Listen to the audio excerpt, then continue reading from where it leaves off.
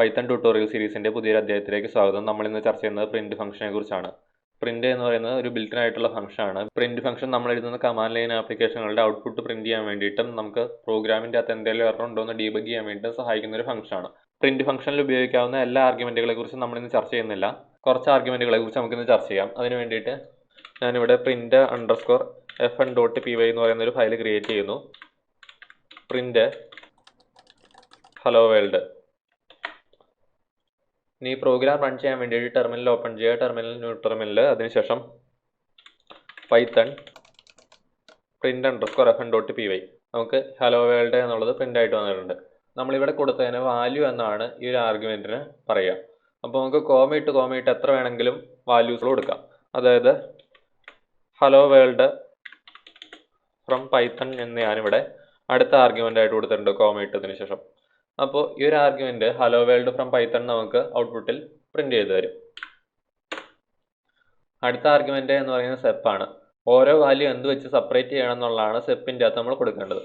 അപ്പോൾ നമ്മൾ നേരത്തെ പറഞ്ഞിരുന്നു ഹലോ വേൾഡ് എന്ന് പറയുന്നതും ഫ്രം പൈത്തൺ എന്ന് പറയുന്നതും രണ്ട് വാല്യൂസ് ആണെന്നുള്ളത്. ഈ രണ്ട് വാല്യൂസ് സെപ്പറേറ്റ് ചെയ്യാൻ വേണ്ടിയിട്ട് നമുക്ക് സ്റ്റാർ എങ്ങനെ യൂസ് ചെയ്യാമെന്ന് നോക്കാം. അതിന് വേണ്ടിയിട്ട് സെപ്പ് ഈക്വൽ ടു സിംഗിൾ കോട്ട്സിൻ്റെ ഉള്ളിൽ സ്റ്റാർ കൊടുക്കുന്നു. അപ്പോൾ hello world star from Python എന്നായിരിക്കും നമുക്ക് ഔട്ട്പുട്ട് കിട്ടുക. നിങ്ങൾക്ക് മനസ്സിലായി എന്ന് വിചാരിക്കുന്നു. അപ്പോൾ ഞാൻ സെപ്പ് എന്ന് പറയുന്ന ആർഗ്യുമെന്റ് ഇവിടെ നിന്ന് റിമൂവ് ചെയ്യുകയാണ്. പ്രിന്റ് ഫംഗ്ഷൻ എടുക്കുന്ന അടുത്ത ആർഗ്യുമെന്റ് എന്ന് പറയുന്നത് എൻഡ് ആണ്. എൻഡ് ഈക്വൽ ടു \n എന്ന് നമുക്ക് കാണാം ഇവിടെ. അപ്പോൾ ഇവിടെ \n എന്ന് ഉദ്ദേശിക്കുന്നത് ന്യൂ ലൈൻ ക്യാരക്ടർ ആണ്. ഇവിടെ hello world star from Python എന്ന് പ്രിന്റ് ചെയ്തിരിക്കുന്നതിലും ഹലോ വേൾഡ് ഫ്രം പൈത്തൺ എന്ന് പ്രിന്റ് ചെയ്തിരിക്കുന്നതിലും നിങ്ങൾക്ക് കോമൺ ആയിട്ടൊരു കാര്യം കാണാൻ കഴിയും. ഇവിടെ ടെർമിനലിൽ ഒരു ന്യൂ ലൈൻ പ്രിന്റ് ആയിട്ടുണ്ട്. അപ്പോൾ ഈ ന്യൂ ലൈൻ ഉണ്ടാകാൻ കാരണം എൻഡ് ഈക്വൽ ടു \n എന്ന് പറയുന്ന ഈ ഒരു ആർഗ്യുമെന്റ് ആണ്. അപ്പോൾ നമുക്ക് ഈ എൻഡ് ഈക്വൽ ടു \n പകരം \t ആണ് കൊടുക്കുന്നതെന്നുണ്ടെങ്കിൽ ന്യൂ ലൈനിന് പകരം നമുക്ക് ടാബ് സ്പേസ് ആയിരിക്കും വരിക. അപ്പോൾ അതിന് വേണ്ടിയിട്ട് ഞാൻ \t കൊടുക്കുന്നു. അപ്പോൾ ഈ ഒരു പ്രോഗ്രാം എക്സിക്യൂട്ട് ചെയ്ത് കഴിഞ്ഞ് കഴിഞ്ഞാൽ നിങ്ങൾക്ക് ഇതുപോലെ ഒരു ന്യൂ ലൈൻ ഉണ്ടാവുന്നതായിട്ട് ഇവിടെ കാണാൻ കഴിയില്ല. അപ്പോൾ അതിന് വേണ്ടിയിട്ട് ഞാൻ ഒന്നുകൂടെ ഈ ഒരു പ്രോഗ്രാം റൺ ചെയ്യുകയാണ്. ഈ ഹലോ വേൾഡ് ഫ്രം പൈത്തണിൻ്റെ അകത്ത് ഒരു ന്യൂ ലൈൻ ഇല്ല.